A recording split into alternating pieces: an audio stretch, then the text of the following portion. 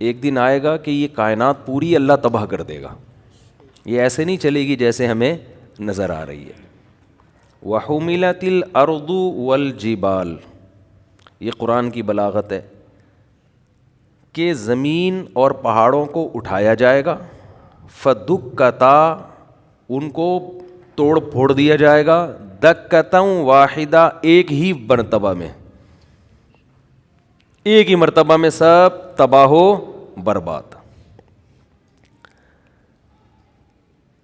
دیکھیں ماضی کی خبر اور فیوچر کی خبر، یہ دونوں چیزیں ہمیں، یہ ایسی خبریں ہیں نہ انسان فیوچر میں جھانک کے دیکھتا ہے کہ کیا ہو رہا ہے، نہ پاسٹ میں اس کو پتہ ہوتا ہے کہ کیا ہوا. پاسٹ میں جب کوئی خبر دے گا تو پتہ چلے گا. ہسٹری جو ہے نا ہمیں تاریخ دانوں سے پتہ چلتی ہے.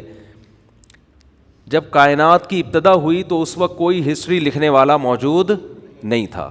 تو یہ دو چیزیں ایسی ہیں، کائنات کی ابتدا کیسے ہوئی اور اینڈ کیا ہوگا، یہ دونوں چیزیں خدا کے بتائے بغیر انسان کو معلوم نہیں ہو سکتی. سمجھ رہے ہیں؟ یہ پتہ ہی نہیں چل سکتا انسان کو کہ یہ ہوگا کیا فیوچر میں. مثال کے طور پر آپ نے کل صبح ناشتے میں کیا کھانا ہے، یہ کوئی سائنسدان بتا سکتا ہے آپ کو؟ ہے بھائی، یہ فزکس کیمسٹری میتھمیٹکس کو ہمیں کیا پتہ ہے یار فیوچر میں کیا ہونے والا ہے. میں یہ اس لیے کہہ رہا ہوں کہ یہ مذہب نے جو یہ خبر دی ہے نا کہ کائنات کو ایک ہی دفعہ میں تباہ و برباد کر دیا جائے گا، یہ خبر سائنس کے اصولوں کے خلاف نہیں ہے. مذہب کبھی سائنس کے اگینسٹ بات نہیں کرتا، کبھی مذہب کی کوئی بات سائنسی اصولوں سے ٹکراتی نہیں ہے. یہ غیب کی خبریں ہیں، اس میں خبر دینے والا اگر سچا ہوگا تو اس کی خبر کو مانا جائے گا. خبر دینے والے کے سچے ہونے کا یقین نہ ہو تو پھر خبر کو مانا نہیں جائے گا. تو اس پر اللہ نے دلائل قائم کیے کہ محمد صلی اللہ علیہ وسلم اللہ کے پیغمبر، بھیجنے والا اللہ ہے. اس پہ ایک الگ بیانات میرے مستقل ہو چکے ہیں، ابھی میں اس کو نہیں چھیڑتا. فَإِذَا نُفِخَ فِي الصُّورِ نَفْخَةٌ وَاحِدَةٌ وَحُمِلَتِ الْأَرْضُ وَالْجِبَالُ فَدُكَّتَا دَكَّةً وَاحِدَةً، ایک ہی مرتبہ میں اس پوری کائنات کو تباہ و برباد کر دیا جائے گا، اور میری اور آپ کی ترقی جو آسمان کی بلندیوں تک پہنچ چکی ہوگی، ایک ہی دھماکے میں وہ ساری ترقی خاک میں مل جائے گی. اسی کو قرآن کہتا ہے لا تغرنکم الحیات الدنیا، یہ دنیا کی زندگی تمہیں دھوکے میں نہ ڈالے. اتنا بڑا دھوکہ ہے نا، اس سے بڑے بڑے سائنٹسٹ، بڑے بڑے اسکالرز، بڑے بڑے ذہین دماغ دھوکے میں آئے ہوئے ہیں. دنیا کی زیب و زینت کو دیکھ کر کیسا انسان متاثر ہوتا ہے، وہ سمجھتا ہے کہ ایسا ہی رہے گا. بھئی ایسا نہیں رہے گا. ایک موت اس کائنات پہ آئے گی اور ایک قیامت آپ کی اپنی باڈی پہ آئے گی جو موت کی صورت میں ظاہر ہوگی. کتنی ترقی کر لیں، کتنا پیسہ کما لیں، کتنی عزت حاصل کر لیں، کچھ بھی کر لیں، بالآخر جانا کہاں ہے؟ قبر کے گڑھے میں. یہ بات انسان ذہنی طور پر قبول کرنے کے لیے تیار نہیں ہے. یعنی مانتا ہے کہ ایسا ہوگا، لیکن ذہنی طور پر اس کو اپنی لائف کا حصہ بنانے کے لیے تیار نہیں ہے. اللہ جو قرآن میں کہتے ہیں نا کلو نفس ذائقۃ الموت، ہر نفس نے موت کا ذائقہ چکھنا ہے. یہ خبر ہے یا نہیں ہے؟ نیوز ہے، یہ نیوز. سوال پیدا ہوتا ہے اللہ نے یہ بتانے کے لیے آیتیں نازل کر دیں کہ ہر نفس نے موت کا ذائقہ چکھنا ہے. یہ نالج کیا پہلے سے لوگوں کو نہیں ہے بھائی؟ یہ تو سب کو، پاگل سے پاگل کو پتا ہے کہ ہر شخص نے کیا ہے؟ مرنا ہے. تو قرآن یہ خبر ہمیں کیوں دے رہا ہے؟ میں اکثر ایک بات کہتا ہوں کہ جو آدمی حکمت والا ہوتا ہے نا، ذہین ہو، فطین ہو، حکمت ہو، وہ کبھی فضول خبر نہیں دیتا، فضول بات نہیں کرتا. جس خبر کے اندر کوئی آرڈر چھپا ہوا ہو وہ خبر بامعنی خبر کہلاتی ہے, میننگ فل خبر کہلاتی ہے. جس خبر کے اندر کوئی آرڈر چھپا ہوا نہ ہو وہ خبر ٹائم ویسٹنگ کہلاتی ہے. سمجھ رہے ہیں؟ مثال سے بات سمجھاتا ہوں تو انشاءاللہ کھوپڑی شریف میں بات آئے گی. مثال کے طور پر میں آپ سے پوچھتا ہوں کہ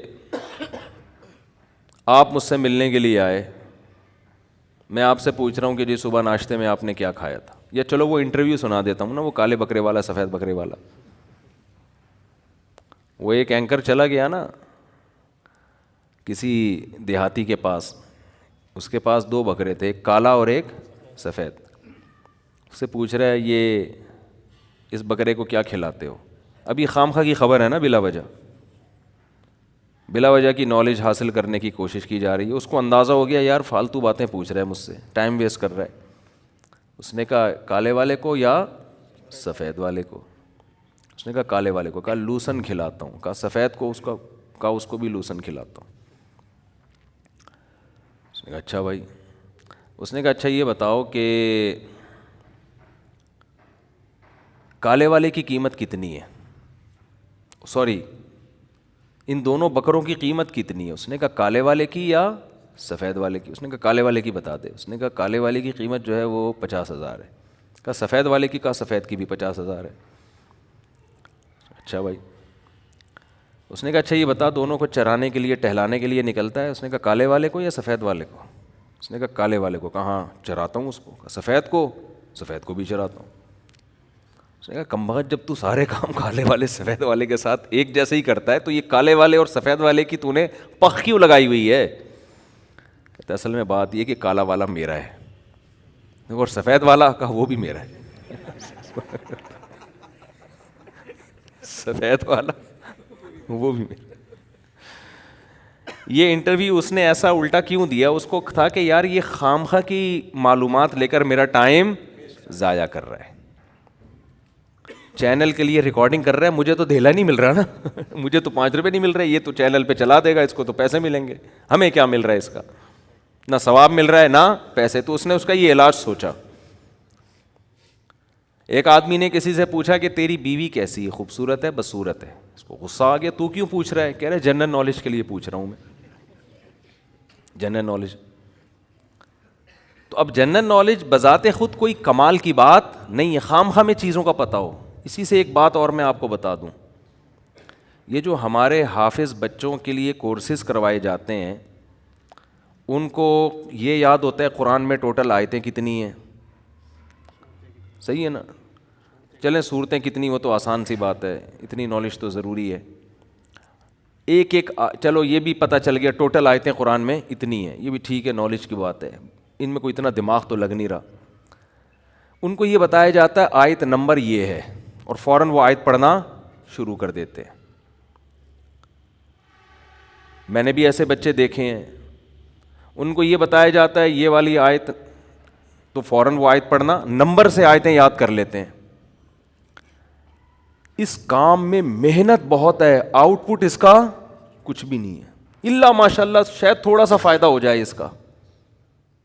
بھائی جب بچے نے قرآن حفظ کر لیا ہے تو آپ اس کو اس لحاظ سے تو پریکٹس کروائیں کہ آپ جب اسے کوئی ٹاپک دیں تو وہ اس ٹاپک کے حساب سے آیتیں پڑھنا شروع کر دے. نمبروں پہ دماغ میں یاد کرانا, یہ اس کی کیوں ٹینشن دے رہے ہو اس کو؟ یہ نالج ایسی ہے جس کا کوئی خاص فائدہ نہیں ہے, دماغ بہت لگ رہا ہے. آپ نے نہیں دیکھا ہوگا میں کبھی نمبروں سے آیتیں بتا رہا ہوں, کوئی دلائل دے رہا ہوتا ہوں, میں قرآن کی آیت پڑھ رہا ہوتا ہوں کیونکہ میں حافظ ہوں تو میں آیت پڑھ سکتا ہوں, تو مجھے نمبر یاد کرنے کی کیا ضرورت ہے؟ آپ کہہ سکتے ہیں ڈاکٹر ذاکر نائک بھی تو نمبر پیش کرتے ہیں. ڈاکٹر ذاکر نائک صاحب حافظ قرآن نہیں ہے, حافظ قرآن نہیں ہے.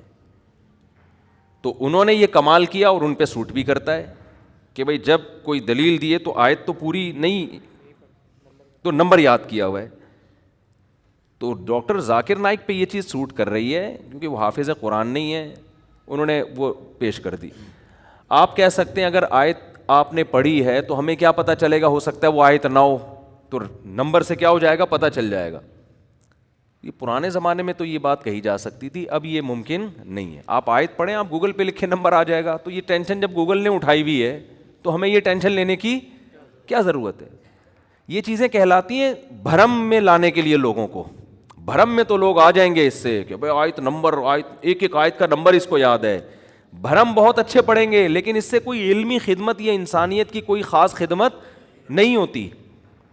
اس کی میں آسان مثال دوں, اور آسان, میں جب بھی اب ٹریولنگ کرتا ہوں لوگ مجھے ایڈریس سمجھا رہے ہوتے ہیں. جیسے بیان ہے نا, مفتی صاحب آپ یوں آئیے گا, پھر یہاں سے لیفٹ ٹرن ماریے گا, پھر یوں ٹرن ماریے گا, پھر ادھر سے ٹرن ماریے. ابے میں کہتا ہوں گوگل میپ پہ لوکیشن بھیج دے بھائی, ایسی کی تیسی یار. گوگل میپ پہ کیا بھیجو, لوکیشن پہ آ کے میں فون کر لوں گا آپ کدھر ٹرن مارنا ہے. 2 گھنٹے کا فاصلہ, میں یہاں سے ٹرن مارنا شروع کر دوں ہے بھائی, میں اپنا دماغ کسی اور چیز میں کھپاؤں گا نا. لوکیشن بھیجو. تو ایک صاحب مجھے کہنے لگے, مفتی صاحب آپ گوگل میپ کی لوکیشن کا بہت استعمال کر رہے ہو, اس کا نقصان یہ ہوگا کہ آپ کو راستے آئیں گے ہی نہیں, راستے یاد ہی نہیں ہوں گے نا. واقعی نقصان ہے یہ. جب سے یہ پہلے جب ہم سفر کرتے تھے, ہم نے صدر کہیں جانا ہے تو یہ خود ہی جاتے تھے, ہمیں پتہ تھا. اب ہم میپ کے محتاج ہو گئے ہیں. واقعی ایسا ہے, اس کا یہ نقصان ہے کہ جب آپ میپ یوز کرنا سیکھ لو گے تو پھر آپ کو راستے یاد نہیں ہوتے. لیکن یہ نہیں دیکھ رہے کہ راستے یاد ہونا جو ایک نقصان ہے, تو اس نقصان کا کیا نقصان ہے کیا نہ ہو یاد, کہ کیا کرنا ہے یاد کر کے, بہت مشکل ہے. آپ کہہ سکتے ہیں کبھی گوگل میپ بند ہو گیا تو پھر کیا کریں گے, پھر تو آپ اندھے ہو جائیں گے. تو وہ ٹینشن جو ابھی لینی ہے وہ گوگل میپ کے بند ہونے کے بعد ہم لے لیں گے. صحیح ہے نا, سمجھ میں آ رہی ہے بات. کیونکہ گوگل میپ بند ہو نہ ہو اس کا یقین نہیں ہے. اور یہ جو آپ راستے خامخواہ میں یاد کرنے کی ٹینشن لے رہے ہو, یہ کوئی فوجی یاد کرے راستے کہ انڈیا کا, یا انڈیا والے یاد کرے پاکستان کا راستہ کیا ہے. گوگل اگر حکومت نے بند کر دیا, ان کے نیٹ ورک بند ہو گیا, تو فوج بیچارے کو کیا پتہ. ان کے لیے تو ٹھیک ہے, ہم نے یہاں سے انڈا موڑ جانا ہے, ہم نے یہاں سے لانڈی جانا ہے, ہم نے یہاں سے پٹیل پاڑا جانا ہے, تو ہمیں کیا ضرورت ہے یار. ٹک میپ میں ڈالو, پتلی گلی سے نکلو. آپ کہہ سکتے ہیں کہ جب اس طرح ہم مشینیں استعمال کریں گے اور دماغ کو استعمال کرنا چھوڑ دیں گے تو نقصان یہ ہوگا کہ دماغ کام کرنا چھوڑ دے گا. یہ بھی ایک نقصان کی بات, یہ واقعی صحیح بات ہے. اس کی مثال ایسے ہے جیسے کالو کا لیٹر جب سے آیا ہے نا, کیلکولیٹر کو میں پیار سے کالو کا لیٹر بولتا ہوں. تو اب لوگ 325 کو ضرب دینا 318 سے پہلے کھوپڑی سے ضرب دے رہے ہوتے تھے بیٹھ کے, ٹھیک ہے نا, یا لکھ کے حل کر رہے ہوتے تھے. اب جب سے کیلکولیٹر آیا ہے تو آپ اب ریاضی کا دماغ میں استعمال لوگوں نے ترک کر دیا ہے. تو اب بعض لوگ کہتے ہیں کہ نہیں جی وہ دماغ سے, تو بھائی دیکھو یہ یہاں بھی ہوتا ہے. دماغ جب استعمال نہیں ہوتا نا تو وہ کام کرنا چھوڑ دیتا ہے. یہ انسان کی فطرت ہے, عادت ہے. انسان کے جسم کا جو پارٹ بھی کام کرنا چھوڑے گا وہ پارٹ آہستہ آہستہ ناکارہ ہو جائے گا. ایکٹیو رہنے کے لیے آپ کو ضروری ہے کہ آپ چلیں, ہاتھوں سے ویٹ اٹھائیں, دماغ سے سوچیں. تو جب چیزیں یاد ہی نہیں کریں گے, دماغ میں انسٹال ہی نہیں ہوں گی, محفوظ ہی نہیں ہوں گی, تو دماغ کی میموری آہستہ آہستہ ویک ہو جائے گی. تو اس کا جواب یہ ہے کہ ہم یہ نہیں کہہ رہے کہ دماغ استعمال نہ کریں, ہم کہہ رہے ہیں جو کام مشین کر رہی ہے وہ مشین کو کرنے دو, جو کام مشین نہیں کر سکتی اس پہ دماغ استعمال کرو. سمجھتے ہو؟ مشینوں نے جو کام اپنے ذمہ لے لیا ہے وہ مشین کے دماغ پہ ڈالو. جو مشین, بہت سارے کام مشین نہیں کر سکتی. مشین قرآن حفظ کر سکتی ہے, کرے گی تو اس کی کھوپڑی میں ہوگا نا, آپ کی کھوپڑی میں تھوڑی ہوگا. آپ بجائے راستے یاد کرنے کے کہ انڈا موڑ سے مجھے اس نے بتایا یوں جانا ہے, پھر یوں جانا ہے, یوں جانا ہے, اس کے بجائے آپ اتنی دیر میں قرآن کی کوئی صورت یاد کر لو یار. کیا خیال ہے بھائی؟ کوئی صورت یاد کر لو قرآن مجید کی, کوئی انگلش کا کوئی اچھا سا جملہ یاد کر لو. آئی لو یو جواب میں آئی لو یو ٹو, یہ رٹا لگا کے یاد کر لو, یہ یاد کر لو. اس کے بہت فائدے ہوں گے, آپ کی 4 شادیاں ہو سکتی ہیں اس سے. کوئی کسی ڈھنگ کی چیز میں دماغ کو لگاؤ. سمجھتے ہو؟ تو اس لیے خام خواہ کے بھرم میں لانا لوگوں کو. ہمارے ایک استاذ ہیں, میرے شیخ و مرشد جن سے میں بیعت ہوں, میں ان کے ساتھ حج پہ گیا تو انہوں نے اسکائپ پہ بات کرنی تھی یا اور کوئی ویڈیو کال کرنی تھی, کیا کرنا تھا. انہوں نے کہا کہ بھئی یہ سافٹ ویئر جو بھی ہے انہوں نے انسٹال کیا وغیرہ وغیرہ, انہوں نے بات کی. تو ان کا اسسٹنٹ تھا ان کے ساتھ نا, وہ لیپ ٹاپ کا ماہر تھا, وہ سارے کام ان کو کر کے. میں نے کہا حضرت آپ یہ خود سیکھ لیں. انہوں نے کہا یار جو کام وہ کر سکتا ہے میں کیوں سیکھوں, وہ میرا کام جب اس سے ہو رہا ہے تو میں کچھ اور سیکھوں نا. صحیح ہے نا, میں آگے کی چیز سیکھوں, میں وہ کام سیکھوں جو دوسرے نہیں سیکھ سکتے. تو ان کی بات مجھے یہ بہت معقول لگی کہ آپ اپنی صلاحیتوں کا اندازہ لگاؤ, اس صلاحیت کے لحاظ سے آپ چیزوں کو سیکھو. جو کام مشین کا ہے وہ آپ کا نہیں ہے, وہ مشین پہ ڈال دو, اس سے آگے جاؤ آپ. اب ایک صاحب تھے وہ کیلکولیٹر کا استعمال نہیں کرتے, وہ بیٹھے ہوئے ہوتے گھنٹے لگا کے نا 325 کو 845 سے لکھ کے ضرب دے رہے ہیں. تو میں نے کہا جتنی دیر میں آپ ضرب دو گے نا اتنی دیر میں چیزوں کی قیمتیں بڑھ چکی ہوں گی. یہ چیز 325 کی رہے گی نہیں, یہ 340 کی ہو چکی ہوگی. ٹھک کر کے کیلکولیٹر میں ڈالو, وہ بتا دے گا, بس اور کچھ نہیں کرو. میں اپنی وصیتیں لکھتا ہوں نا, وصیت بھائی اللہ نہ کرے آج اگر مر گئے تو کہاں کتنا پیسہ کس کا ہے میرے پاس, کس کی امانت ہے, کس کی زکوٰۃ ہے, کس کا صدقہ ہے, جو کہاں دینا ہے. بھائی موت کا تو کوئی پتہ نہیں ہے. تو یہ ساری چیزیں میں نے اپلیکیشن میں وہ کی ہوئی ہیں, گوگل پہ اپلیکیشن ہے, پاسورڈ ہے اس کا. اس میں کیا ہے, پہلے میں ڈائریاں لکھتا تھا بیٹھ کے, وسیم بھائی کے اتنے پیسے دینے ہیں, سلیم کے اتنے پیسے دینے ہیں, ستار کے اتنے پیسے دینے ہیں, اور فلانے سے اتنے پیسے لینے ہیں, اور پھر یہ میرے بینک میں اتنے پیسے زکوٰۃ کے پڑے ہوئے ہیں, یہ میرے نہیں ہیں, یہ فلاں جگہ دینے ہیں, اتنے پیسے کسی کی امانت ہے, یہ فلاں جگہ دینی ہے. ایک ایک چیز پھر اس میں جو تبدیلی ہو رہی ہے وہ روزانہ بیٹھ کے, جب سے میں تلاش میں تھا کوئی ایپ آ جائے تو پتہ چلا جی ایک ایسی اچھی اپلیکیشن آئی ہوئی ہے, ٹک کر کے اس میں فوراً سارا سیٹ اپ کر دیا, اس کا پاسورڈ شیئر کر دیا اور اسی میں وصیت نامہ لکھ دیا, اور اسی کی PDF بھی, تاکہ اس میں کسی کو یہ شبہ نہ ہو کہ کوئی چینجنگ کی ہے. تو PDF بھی, PDF میں تو چینجنگ نہیں ہوتی نا. تو ایسا سیٹ اپ بنا دیا, بات کیا ہو گئی, اب وصیت پر بھی عمل ہو رہا ہے. جیسے ہی اللہ نہ کرے اللہ تو کرے گا, انا للہ تو ہوگا, لیکن ابھی فوراً نہ ہو جائے, دیر سے ہو تو زیادہ اچھا ہے, ذرا خوشی زیادہ ہوگی. صحیح ہے نا. تو انا للہ تو سب کا ہونا ہے. تو جیسے ہی انا للہ ہو جائے گا تو فوراً وہ ایپلیکیشن کا پاسورڈ 2 بندوں کو دیا ہوا ہے, بھائی یہ دیکھ لینا فلانے کے وسیم کے اتنے کبڑ, اور گھر والوں کو بتایا بھائی ان 2 سے کوئی الجھے نہیں, ٹھیک ہے نا, ان پہ میں نے اعتماد کیا ہوا ہے اور یہ قابل اعتماد لوگ ہیں. تو یہ آپ لوگ بھی کریں کہ یہ جو بتائیں گے نا یہ ان کا اپنا ہے یا کسی اور کا ہے, تو ان کی زبان پر آپ نے اطمینان کرنا ہے. ان کو بتایا یہ اپلیکیشن بھی دکھا دینا, بھائی مفتی صاحب نے خود اپنے ہاتھوں سے لکھا ہوا ہے کہ یہ میرے نہیں ہیں, یہ سلیم. اب کوئی سلیم بن کے آ جائے بولے کہاں ہے میرے پیسے, فرضی نام بتا رہا ہوں سلیم, ہاں وہ پتہ چلا میرا کلپ چلا دیا عدالت میں, انہوں نے خود کہا تھا سلیم کے ہیں یہ. تو بہت بڑا مسئلہ ہے بھائی. یہ بھی وصیت کی بات آئی ہے تو یہ بھی عرض کروں, چونکہ مرنے کا پروگرام ہی نہیں ہے, ہم سمجھتے ہی نہیں ہے کہ میں ابھی مر سکتا ہوں, اس لیے جو دھاندلیاں ہو رہی ہیں, جو پیسے. کچھ دن پہلے میرے سامنے خبر آئی کہ ایک صاحب نے 20 کروڑ روپے کی پراپرٹی خریدی, 20 کروڑ روپے اسٹیٹ ایجنٹ کو دے دیے. فائل اپنے نام کرانی تھی, اگلے دن کرانی تھی. اس نے کہا ٹھیک ہے صبح آ کے مجھ سے فائل لے لینا. شام کو دیا ہے, کہا کہ صبح مجھ سے فائل آ کے لے لینا. صبح سے پہلے اس اسٹیٹ ایجنٹ کو یا بلڈر کو ہارٹ اٹیک ہوا اور اس کا انا للہ ہو گیا. اب یہ پہنچ گئے 3 دن, تو جنازے, تعزیت, کفن دفن میں فوراً تو نہیں کوئی چلا جاتا نا, اگلا بولے گا بھائی تو ادھر میت پڑی ہوئی ہے تو 20 کروڑ روپے لینے آ گیا. چوتھے دن یہ پہنچے, بھائی 20 کروڑ روپے میں نے ان کو دیے ہیں, یہ پرچی ہے, پرچی سادہ سی لکھی ہوئی تھی کوئی, اور وہ دے دو. انہوں نے کہا بھائی ہمیں کیا پتا, آپ نے ایسے ہی لکھ دی ہو کچھ, ہمیں کیا پتا, یہ نہیں وہ گئے 20 کروڑ روپے. اور وارثوں کا بھی اس لحاظ سے قصور نہیں ہے کہ بھائی ہو سکتا ہے کوئی فراڈی آئے ہو, ہمیں کیا پتا, کوئی گواہ تو ہے نہیں.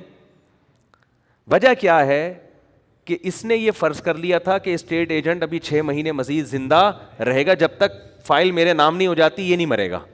اسٹیٹ ایجنٹ بھی کوئی بے دین آدمی نہیں تھا, لیکن اس کا بھی یہ خیال نہیں تھا یار شام کو میں نے فائل لی ہے, صبح کو میں دے دوں گا, اس میں کون سا. لیکن وہی بات ہے, قرآن بار بار کہہ رہا ہے بھائی کسی بھی وقت مر سکتے ہو. نبی صلی اللہ علیہ وسلم نے وصیتیں لکھنے کا حکم دیا ہے. قرآن کہہ رہا ہے جب بھی کوئی پیسوں کا بڑا لین دین ہو اس کو لکھو, گواہ بھی بناؤ اس پہ, صرف ریٹن میں لانا کافی نہیں ہے, گواہ بناؤ اس پہ. 2 مرد نہ ہو تو 1 مرد 2 عورتیں, 4 عورتیں بھی نہیں چلیں گی, 40 عورتیں بھی نہیں چلیں گی, عورتوں کے ساتھ ایک بندہ ہونا ضروری ہے.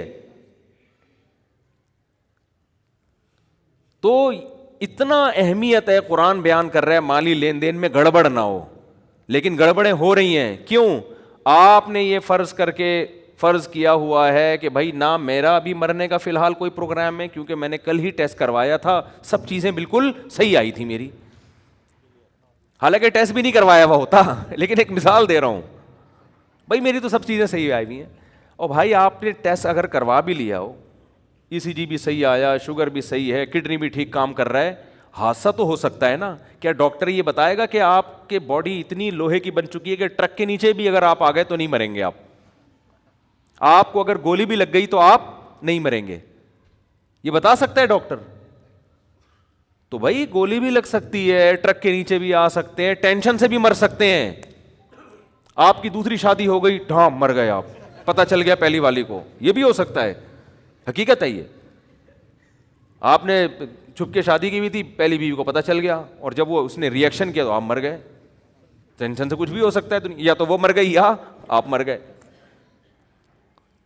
دیا تو وہ مر گئی ٹینشن سے. کچھ بھی, کوئی بھی کسی بھی ٹائم پہ دنیا سے جا سکتا ہے.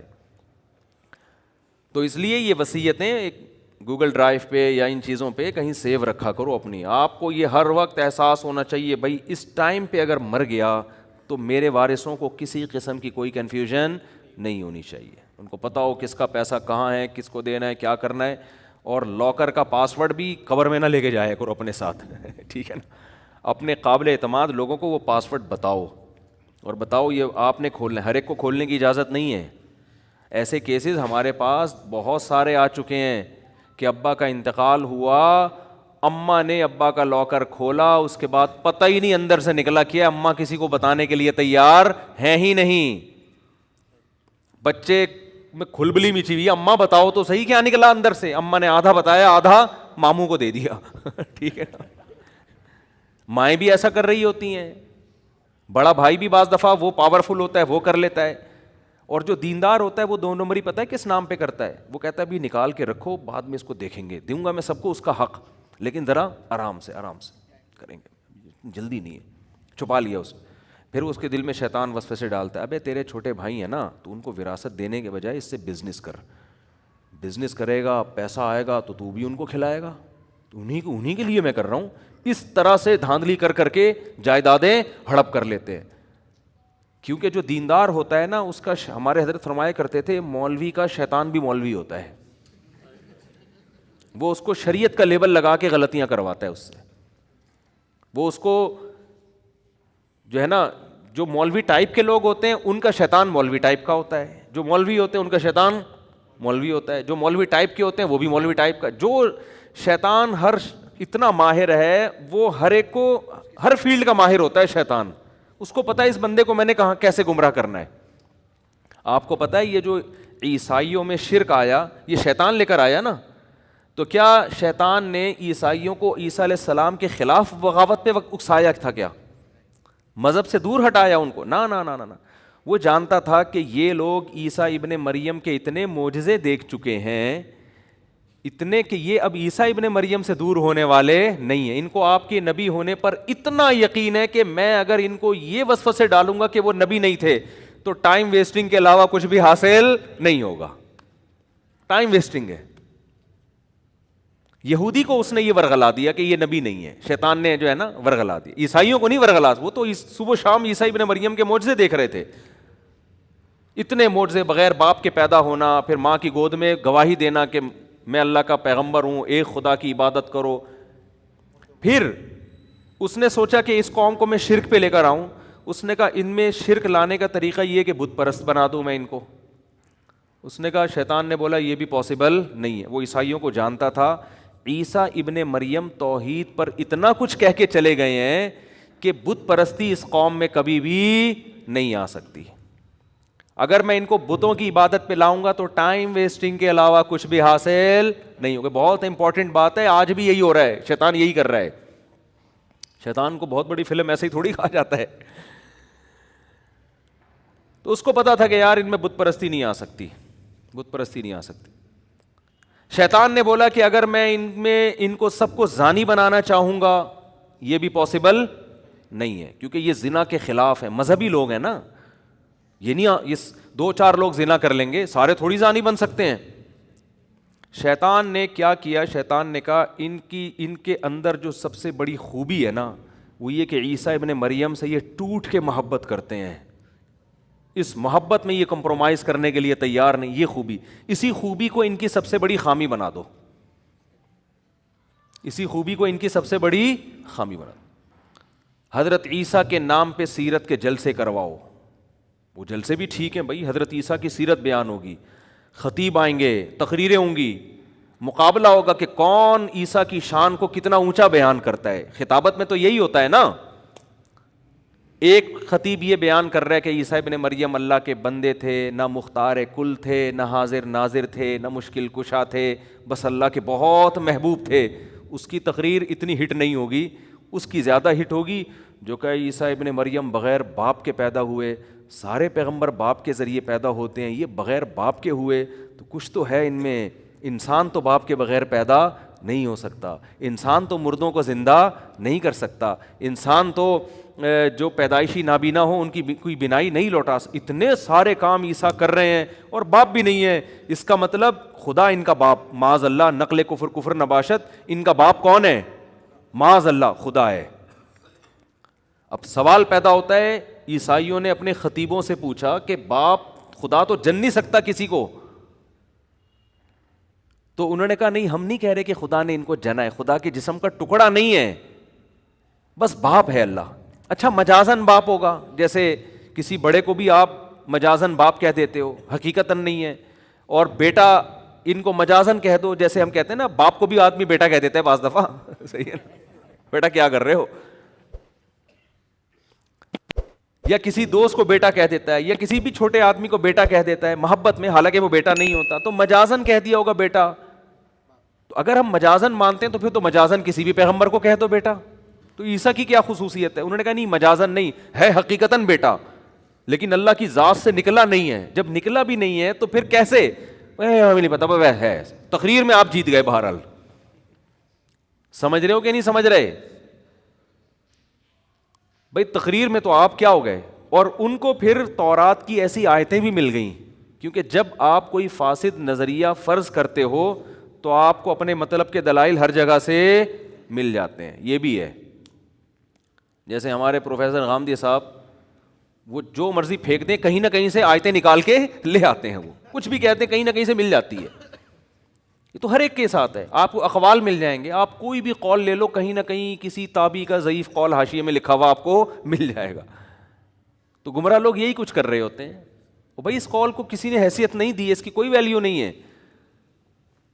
تو یہ کیا ہوا کہ یہود و نصارہ میں، عیسائیوں میں اسی طرح سے کیا ہوا، حضرت عیسیٰ کی سیرت میں مبالغہ، بہت زیادہ اہمیت بڑھانا شروع، پھر اس پہ کتابیں، پھر اس پہ مناظرے۔ ظاہر ہے اس وقت حق پرستوں نے مخالفت کی، لیکن لیبل ایسا لگا تھا عیسیٰ کی شان بیان ہو رہی ہے، تو ظاہر ہے لیبل سے لوگ دھوکہ کھاتے ہیں۔ تو وہ پادری جو توحید پرست تھے، جو عیسیٰ ابن مریم کو اللہ کا بیٹا نہیں کہتے تھے، ان کی تحریک آہستہ آہستہ دبتی چلی گئی، اور وہ مارکیٹ سے آہستہ آہستہ شارٹ ہوتے چلے گئے۔ اور وہ عیسائی، وہ پادری، وہ ان کے مذہبی رہنما جنہوں نے کہا عیسیٰ اللہ کے بیٹے ہیں، اور تورات انجیل میں ایسی آیتیں بھی ملتی تھیں جن میں بیٹے کا اطلاق کیا گیا، وہ مجازی معنوں میں، محبوب کے معنی میں، ان آیتوں سے بھی انہوں نے غلط مطلب نکالنا شروع کر دیا، اور نکالتے نکالتے نکالتے نکالتے یہاں تک نوبت پہنچ گئی کہ بالآخر انہوں نے بیٹا قرار دے دیا، اور یہ عیسائی مذہب کا حصہ بن گیا۔ تو شیطان نے عیسائیوں کو عیسیٰ علیہ السلام کی محبت ہی کو بیس بنا کر گمراہ کیا ہے۔ تو شیطان یہ سمجھتا تھا کہ عیسیٰ کی بغاوت پہ لا کے ان کو گمراہ نہیں کیا جا سکتا۔ یہی کام شیطان آج اس امت مسلمہ کے ساتھ کر رہا ہے۔ جب جس نے اپنی ٹھڑک نکالنی ہو نا دشمنی کی، توہین، اس کے الفاظ سے آپ توہین نکالو اور اس پہ چشمہ کر دو۔ میرے پاس ایسے ایسے واقعات ہیں نا، آپ کے رونگٹے کھڑے ہو جائیں گے۔ مجھے ڈر یہ ہوتا ہے کہ کہیں، یعنی نام لیے بغیر میں مبہم طور پہ ایسے واقعہ سنا سکتا ہوں، میں اسپیسیفک کہیں پوری واقعے کے ساتھ بتاؤں گا تو شاید مسئلہ خراب ہو جائے میرے لیے، معاشرے میں چلنا مشکل ہو جائے.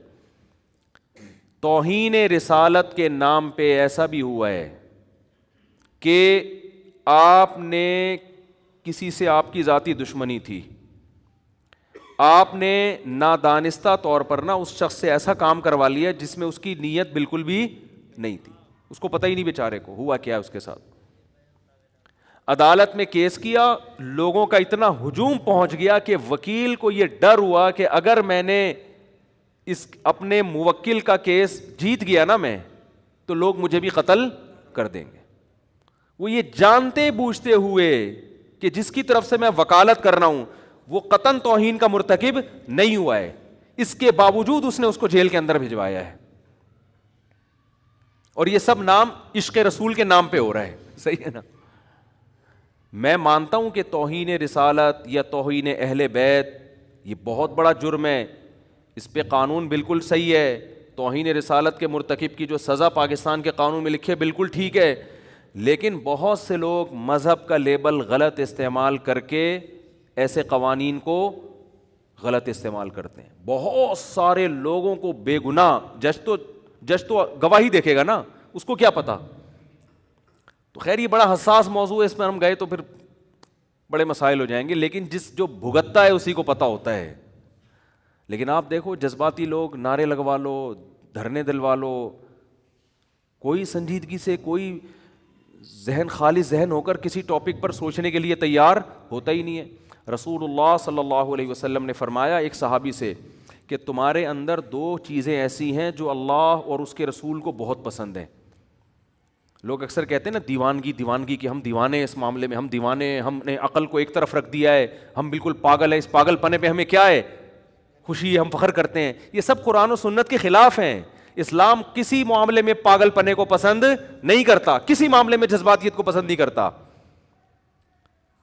کیوں؟ نبی صلی اللہ علیہ وسلم نے ایک صحابی سے فرمایا کہ تم میں دو چیزیں ایسی ہیں جو اللہ اس کے رسول کو بہت پسند ہیں. حالانکہ نبی نے کسی کے چہرے پر اس کی تعریف کرنے سے منع کیا ہے, لیکن یہاں نبی صحابی کی تعریف کر رہے ہیں ان کے سامنے. کیوں؟ اس لیے کہ وہ اتنی قابل تعریف چیزیں ہیں کہ اللہ کے نبی نے عام اصول سے ہٹ کے ان کے چہرے پر ان کی تعریف کی کہ یہ ایسی زبردست کوالٹی ہے. جیسے آپ کو پتہ ہے نا کہ یار میں اس بندے کی اس کے منہ پہ تعریف کروں گا تو اس کے خطرہ یہ چوڑے میں آ جائے گا اور اس میں کبر پیدا ہوگا, لیکن بعض دفعہ ایسی صفت ہوتی ہے آدمی کہتا ہے یار جو مرضی ہو جائے یہ تو اس کے سامنے بیان کرنی ہے یار ایسی کوالٹی ایسی زبردست. یعنی بعض دفعہ آپ کو کسی سے حسد ہوتا ہے, جیلسی ہوتی ہے, لیکن وہ ایسا کام کر لیتا ہے آپ حسد کے باوجود کہتے ہو یار ماننا پڑے گا اس بندے نے کام بڑا خاندانی کیا. یہ بندہ جو جہلم گیا نا اور اس نے جو 48 گھنٹے کا ٹائم دیا اور پوری ٹائم دے کے تمیز سے واپس آیا, اگر آپ میں تھوڑی سی سینس ہوگی نا, آپ کو کتنا بھی حسد ہو, آپ کتنے بھی جیلسی ہو, آپ کتنے بھی ہمارے نظریات سے اتفاق نہ کرتے ہو, آپ بولو گے یار کام کیا کر دیا ہے خاندانی, اور سامنے والے کے پاس پنپنے کا کوئی موقع دیا نہیں. اب آپ کلپ ریکارڈ کراتے رہو, بیٹھتے رہو, پھینکتے رہو, بیٹھ گئے, پبلک تو اب بھی سن لے گی آپ کی. اب اس کی ایک یہی مثال آ گئی. میں اپنی تعریفیں نہیں کرتا الحمدللہ, مجھے شوق نہیں ہے, میں قابل تعریف ہوں بھی نہیں, لیکن یہ ایسا خاندانی کام ہو گیا نا کہ میرا دل کیا یار کوئی کرے نہ کرے ہم خود ہی کر لیں یار. میرا اپنا تھا, اتنا جوش میں آ گیا یار کام ہم نے کیا کر لیا ہے, خاندانی کر لی. حالانکہ میں اپنے کسی کام کو خاندانی نہیں کہتا, ہم تو نالائق, لیکن یہ کام ٹائٹ ہو گیا تھا استاد, اتنی تمیز سے گئے ہم, کیا کدھر سے آ گیا یہ ٹاپک. چلو خیر. تو رسول اللہ صلی اللہ علیہ وسلم ان صحابی سے کیا فرما رہے ہیں, تمہارے اندر دو خصلتیں ایسی ہیں جو اللہ اور اس کے رسول کو بہت زیادہ پسند ہیں. وہ کیا ہے؟ الحلم والاناہ. یہ سیکھنے کی چیز ہے, میرے بھی سیکھنے کی, آپ کے بھی. میرے اندر بھی یہ عیب ہے کہ یہ دو صفات ہمارے اندر بھی نہیں ہے, آپ کے بھی ہو سکتا ہے.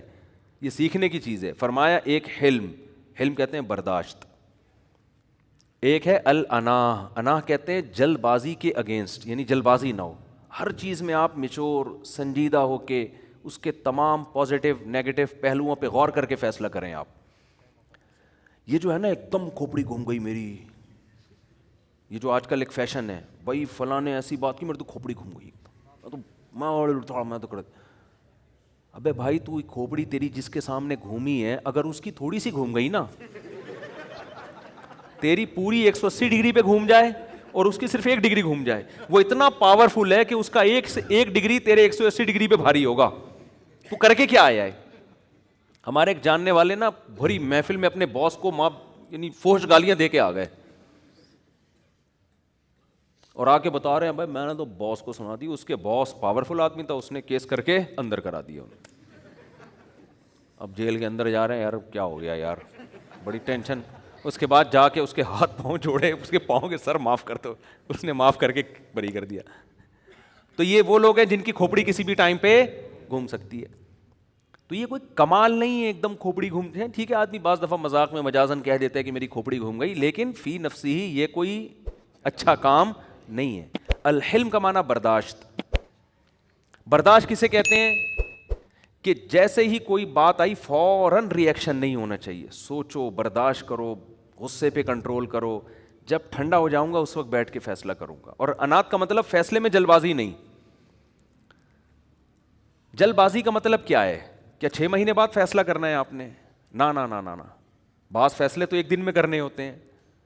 جلد بازی کی یہ ڈیفینیشن نہیں ہے کہ فوراً فیصلہ نہیں, یا 1 سال بعد, یا 5 سال بعد, یا 10 سال بعد. نا نا نا, جلد بازی میں فیصلے کا مطلب یہ ہے کہ جب تک آپ نے کسی کام کا ارادہ کر لیا, آپ نے کر لیا کہ یار اس کا میں نے یہ ری ایکشن دینا ہے, تو اس ری ایکشن پہ جب تک اس کے تمام پازیٹیو اور نیگیٹو پہلوؤں پہ غور نہ کر لیں اچھی طرح سے, اس وقت تک آپ نے فیصلہ نہیں کرنا کہ میں نے ری ایکٹ کرنا کیا ہے. چاہے وہ 1 منٹ میں کر لیں آپ, چاہے 1 سال میں کریں. بعض لوگ 1 منٹ کے اندر تجزیہ کر لیتے ہیں, تو وہ 1 منٹ میں اگر فیصلہ کر لیں گے تو یہ جلد بازی والا فیصلہ نہیں کہلائے گا. بعض 1 سال میں بھی نہیں کر پاتے, وہ 10 سال میں بھی کریں گے تو جلد بازی والا فیصلہ کہلائے گا. نہیں آ رہی بات میرا خیال ہے. یہ کوالٹی کسی کے اندر پیدا ہو جائے تو دنیا میں اس سے زیادہ کامیاب انسان کوئی نہیں ہے. اور سب سے زیادہ یہ کوالٹی ہمارے پیغمبر صلی اللہ علیہ وسلم میں تھی. یہی وجہ ہے کہ 23 سال میں پورے عرب کی کایا پلٹ دیا آپ نے. 23 سال میں ایسے پلٹ کے رکھ دیا پورے معاشرے کو. ایک معاشرہ جس میں جہالت, ایک معاشرہ جس میں توہم پرستی, فضول نظریات, ایک معاشرہ جو بیت اللہ کے اندر 360 بتوں کو رکھ کے پوجتا ہے. تو 13 سال تو آپ دعوت دیتے رہے. لیکن کیسی پالیسی آپ صلی اللہ علیہ وسلم نے اختیار کی ہیں کہ 23 سال میں ایسا کھڑا کر دیا امت کو کہ پوری دنیا میں اسلام پھیل گیا تھوڑے عرصے کے اندر. ایسی جماعت تیار کر دی. اس میں کیا ہے؟ آپ نبی کی سیرت میں ہر جگہ ایک چیز دیکھیں گے, جلد بازی آپ کو نظر نہیں آئے گی, غصہ نظر نہیں آئے گا, برداشت نظر آئے گی ہر جگہ. صلح حدیبیہ دیکھ لیں نا, صلح حدیبیہ میں 400 صحابہ فدائی حملے کے لیے تیار ہیں. فدائی ہی ہے نا کہ ہم جب تک ہماری شہادت نہیں ہو جاتی ہم لڑتے رہیں گے.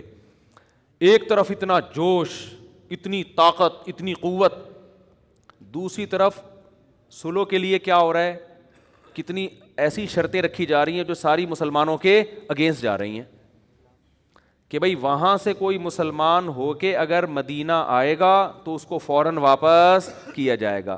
ادھر سے کوئی اگر کافر ہو کے چلا گیا تو ہم واپس کرنے کے مجاز نہیں ہے. نبی نے یہ شرط مانی. کیوں؟ آپ کو پتا تھا کہ اس سے جنگ ٹل رہی ہے.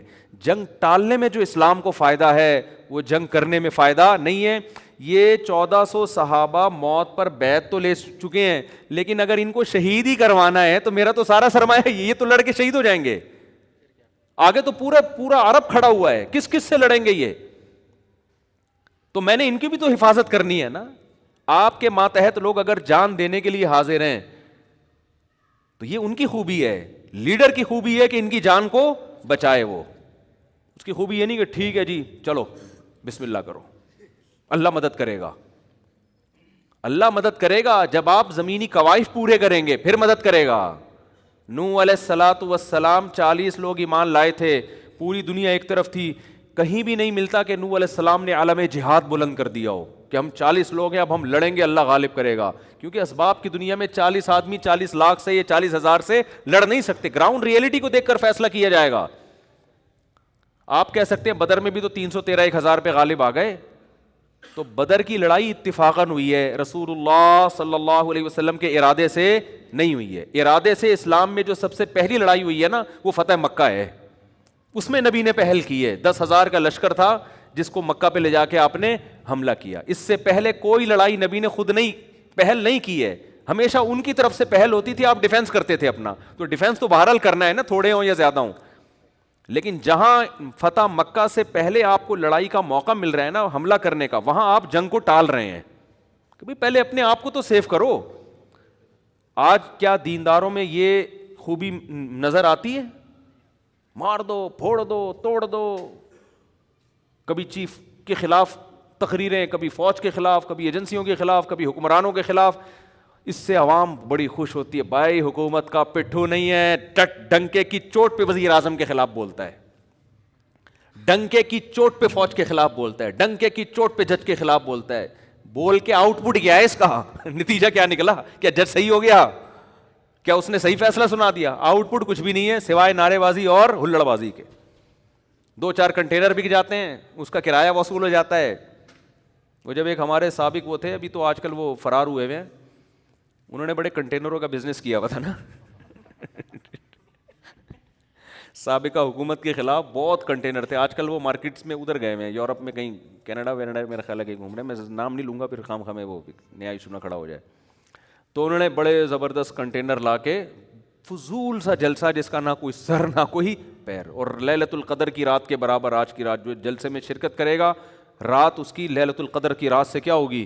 افضل ہوگی. بھئی آپ کا ہدف کیا ہے؟ حکومت گرانا ہدف ہے, تو گرا کے ملک کو فائدہ ہو رہا ہے, نقصان ہو رہا ہے؟ حکومت چلتی ہوئی جب گرتی ہے تو ملک کی ایسی کی تیسی ہوتی ہے, چاہے کوئی بھی ہو. آپ دیکھو نا, ہم بھی مسلم لیگ کے کوئی بہت زیادہ حامی نہیں ہیں, خامیاں خوبیاں سب میں ہوتی ہیں, لیکن حکومت جانے سے ملک کو فائدہ ہوا. ایماندار لیڈر آئے نہ آئے وہ ایک الگ بحث ہے, میں بھی کوئی پی ٹی آئی کی طرف نہیں جا رہا, لیکن جو آپ ماہرین سے ملو گے وہ کہیں گے بھائی حکومت اپنا ٹائم کمپلیٹ کرے, پھر بے شک دوسرا آدمی آئے, پھر آپ اس پہ بحث کریں, ایماندار ہے, نیک ہے, جو بھی ہے, جو ہم بھی کرتے رہتے ہیں کبھی کبھار غلطی سے, جو کرنا نہیں چاہیے, کیونکہ ایک نیا ایشو کھڑا ہو جاتا ہے کہ آپ نے عمران خان کو اچھا آدمی کیوں بول دیا. تو ہم نے کون سا قرآن حدیث بیان کر رہے ہیں, اپنی رائے بیان کی, بھائی ہو سکتا ہے ہم سے غلطی ہوئی ہو, تو اس میں کیا ایسا, تو اس لیے میں نے یہ ٹاپک ہی چھوڑ دیا ہے. لیکن اصولی طور پر کیا ہے کہ ہمارے عوام بھی جذباتی, کسی لیڈر نے بھی کنٹینر لا کے رکھ دیے اسلام آباد میں, اس وزیر اعظم کو گراؤ. ایسا نہیں ہے کہ عوام پہلے ماہرین سے کوئی رابطہ کرے کہ بھائی کیا اس سے ملک کو, فی الحال یہ حکومت اگر چلی گئی ہمارا لیڈر تو آ جائے گا لیکن ملک کی واٹ تو نہیں لگ جائے گی کہیں, اس سے کسی کو کوئی غرض نہیں. بس مہنگائی بڑھ گئی ہے اور پیٹرول مہنگا ہو گیا ہے, گرا دو اس کو. ابے گرانے سے مہنگائی ڈبل ہو جائے گی. آپ دیکھو نا, حکومت گئی تو یہ گوادر والا پروجیکٹ کتنی تیزی سے بڑھ رہا تھا, اس کی ایسی کی تیسی ہو گئی کہ نہیں ہو گئی؟ ہم نے تو 2023 کی خوشخبریاں سنائی بھی تھی لوگوں کو.